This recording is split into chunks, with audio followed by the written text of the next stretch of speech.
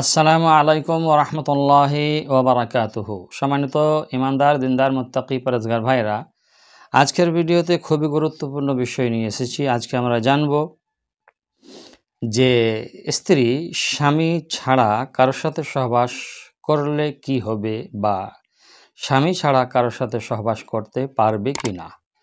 অনুগ্রহ করে পুরো ভিডিওটা দেখে যাবেন। খুবই গুরুত্বপূর্ণ ভিডিও, কেননা আজকে স্বামী স্ত্রী থাকার পরেও মানুষ যৌনতার কারণে নাকি জানি না প্রতারণা স্বামীকে দেয়, এবং স্বামীও কখনো কখনো প্রতারণার শিকার হয়। এবং আপনার জেগে বিবাহ বন্ধনে আবদ্ধ হবার পরেও, বিবাহ বন্ধনে থাকার পরেও অবৈধ সম্পর্কে জড়িত হয়ে যায়। আর এটা গুনাহের কাজ, আর গুনাহের কাজে মজা খুব লাগে, তাই না? তো দেখুন, কিছুক্ষণের মজা কিন্তু সারা জীবনের একটা সাজা হয়ে যায়। আর মানুষের আমল নামাতে কারামান কাতিবিন, তারা যারা গুনাহ এবং নেকি লেখে, তারা নিজের কাজ চালিয়ে যেতে থাকে। তারা নেকি করলে নেকি লিখবে এবং গুনাহ করলে গুনাহ লিখবে। তাই আসুন আজকে আমরা জানব, স্ত্রী স্বামী ছাড়া কারো সাথে সহবাস করলে তার যৌনতা বা শারীরিক বা স্বামী স্ত্রীর সম্পর্কের মধ্যে কি ঘাটতি বা কি কমতি বা কি খারাপই আসতে পারে। দেখুন, যৌনতাবিহীন যে বিবাহ, যৌনতাবিহীন বিবাহে থাকলে নারীরা ভালোবাসা, স্নেহ, সংযোগ, ঘনিষ্ঠতা এবং আনুগত্যের অনুভূতি হারাতে পারেন। এটা সবসময় লক্ষ্য রাখতে হবে। শারীরিক ঘনিষ্ঠতা যেমন স্পর্শ এবং যৌনতা মানুষকে কোনো দম্পতি বা পরিবারের অংশ বোধ করতে সাহায্য করে।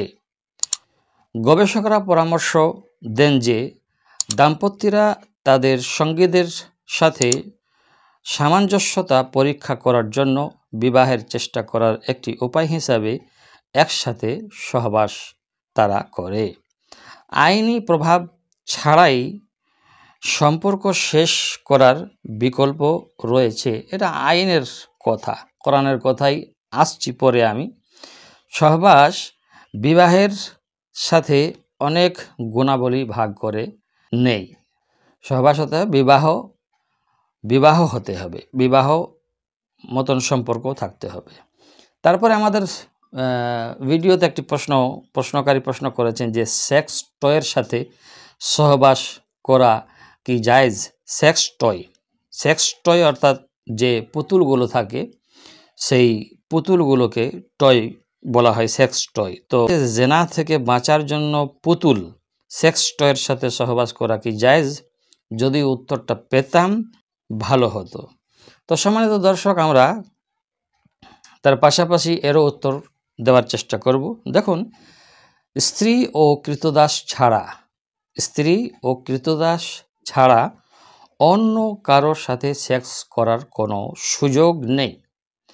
এটা আল্লাহ তাবারক ওয়া তাআলা বলে দিয়েছেন। সেক্স টয়ের সাথে সেক্স করা এটা সম্পূর্ণ হারাম, হারাম, হারাম। পবিত্র কোরআনে আল্লাহ তাবারক ওয়া তাআলা বলে দিয়েছেন, বিসমিল্লাহির রহমানির রহিম, ওয়াল্লাযীনা হুম লিফুরুজিহিম হাফিজুন।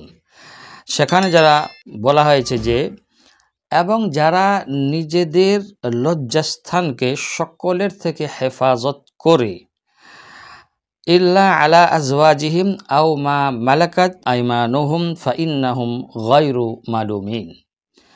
কোরআনে কারিমে আল্লাহ তাবারক ওয়া তাআলা বলছেন যে তাদের স্ত্রী ও তাদের মালিকানাভুক্ত দাসীদের ছাড়া, কেননা এসব লোক নিন্দনীয় নয়। এখন যেহেতু দাসী প্রথা রহিত হয়ে আছে, এটা এখন আর নেই, তবে এটা একদিন না একদিন আরও জাগ্রত হবে কোরআনে কারিমের এই দাসী ব্যাপারটা। এটা আল মাআরিজ 30 নম্বর আয়াত। এবারে আল্লাহ তাবারক ওয়া তাআলা আরও বলেছেন, ফামান ইবতাগা ওয়ারাআ যালিকা ফাউলাইকা হুমুল আদুন। তবে কেউ তার বাইরে অন্য কিছু কামনা করলে তারা হবে সীমা লঙ্ঘনকারী। আল মাআরিজ 31 নম্বর। এই সংক্ষিপ্ত তফসিরে আসছে যে অর্থাৎ স্ত্রী ও দাসী ছাড়া অন্য কোনোভাবে যৌন চাহিদা মেটানো জায়েজ নয়।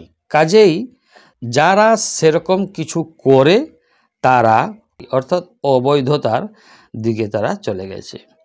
এবারে আসুন যে প্রসঙ্গে আমরা সর্বপ্রথমে ভিডিও শুরু করেছিলাম, যে স্ত্রী স্বামী ছাড়া কি কারোর সাথে সঙ্গম, সহবাস, শারীরিক সম্পর্ক করতে পারবে, যৌনতা মেটাতে পারবে? এর উত্তরে আমরা বলবো যে করলে এটা জেনা হবে।